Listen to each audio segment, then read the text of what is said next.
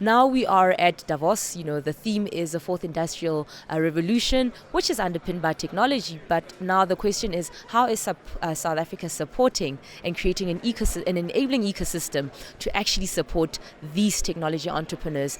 The main issue right now is that we don't have much of a venture capital industry in South Africa. If you look at progressive ecosystems like Silicon Valley, Tel Aviv, there's a lot of venture capital. There's a lot of people putting a lot of money into seeding ideas. Right now, the venture capital industry, South Africa, is essentially, looking at post-revenue entrepreneurs and ventures, and not necessarily those who have an idea, like an Airbnb or an Uber. And those we do need to have South Africa contributing, whether it's the public and the private sector coming together to contribute towards this venture capital fund.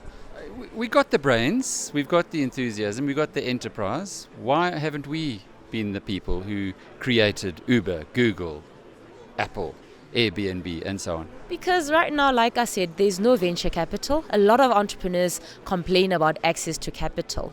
I think it's a global phenomenon, but it's worse in South Africa. There's currently only 31 venture capital fund managers, and that's a minuscule amount relative to what we really should be having. So access to, the policies are also not encouraging. I mean, if you had to look at intellectual property, the reason why people like Mark Shuttleworth, Elon Musk had to leave South Africa is because we don't necessarily nurture minds and ventures and ideas such as those. So South Africa really has to reflect on what is it that's stopping, technology to actually take, because the Minister Patel yesterday spoke about a lot of inventions that were in South Africa, but we essentially are now importing those technologies.